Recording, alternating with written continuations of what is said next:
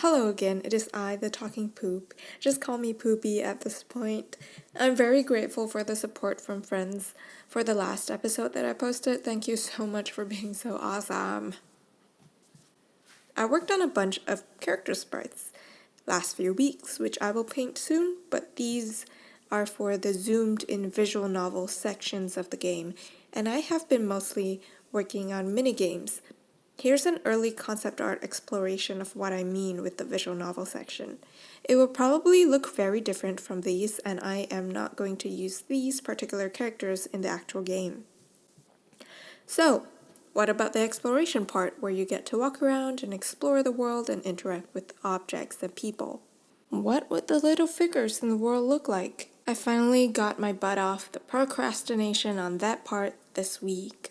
I had the idea that the little figures would be pixel art in an illustrated world. It sounds good in my head. So to test it out, I made a plain prototype of the world, plopped in some work-in-progress level design, and pixel figures. I made this in 64 by 64 pixels. My concern is that it's difficult to differentiate between different characters with a monochrome look.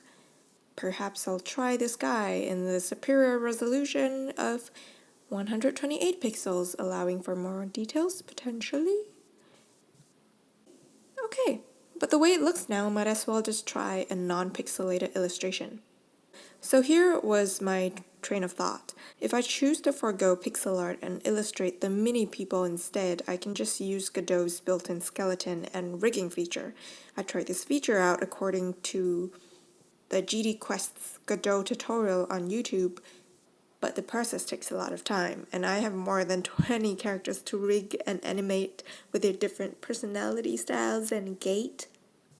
So that is a problem.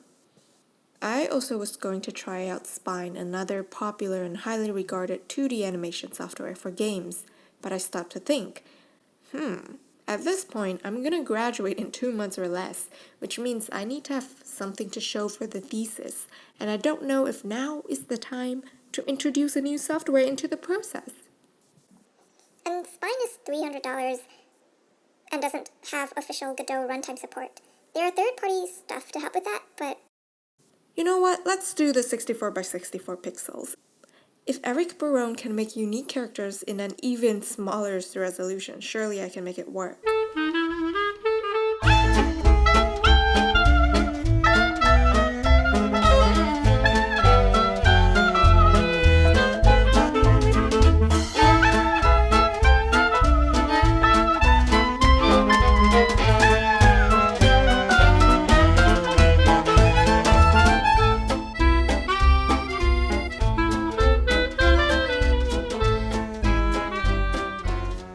Aside from that, I also finally got the fucking paint program to work.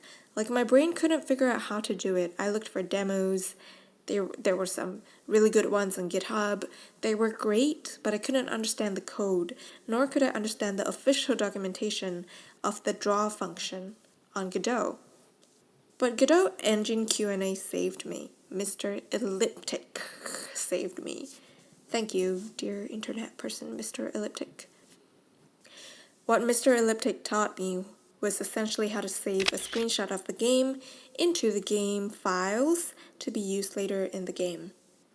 Anyway, I won't divulge too much about why this painting minigame exists, because it's related to the story and I do not fancy spoiling it. I also labored at painting the buildings and forgot how to draw humans for a hot second. This is the theater that Sybil works at. I've almost never drawn buildings before this, so I spent 1 or 2 weeks just sketching Victorian buildings and English houses, just to get a hang of the architectural elements and stuff.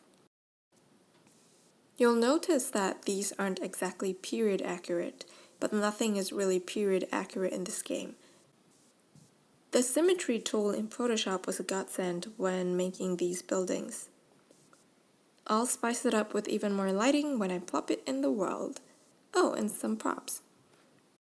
Aside from that, remember that donut clip I showed in the first devlog? Well, now it shakes.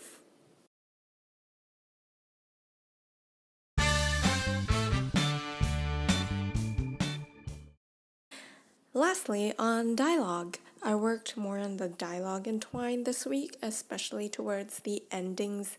Things are getting spicy. And speaking of dialogue, I finally decided on the UI for the dialogue in the game. Early concept art, it was more of a visual novel style with body-sized portraits. But I really felt like the sardonic and at the same time light-hearted vibe of Dorian Pink needs a different user interface. Here's some experimentation in Photoshop. And I think for now I've decided to go with this, a straightforward dialogue box with just headshots. And the 1.0 version of Dialogic by Emilio came out today. Woohoo! Congratulations, Emilio and all his fans, including myself. I'm so excited to play with it. I have said it once, I will say it again. Emilio is a fucking king. Thank you for spending a few minutes of your life to watch the process of this game. Join us on Discord to share your thoughts or talk with the characters from the game. If this was enjoyable to watch, please like and subscribe. Bye.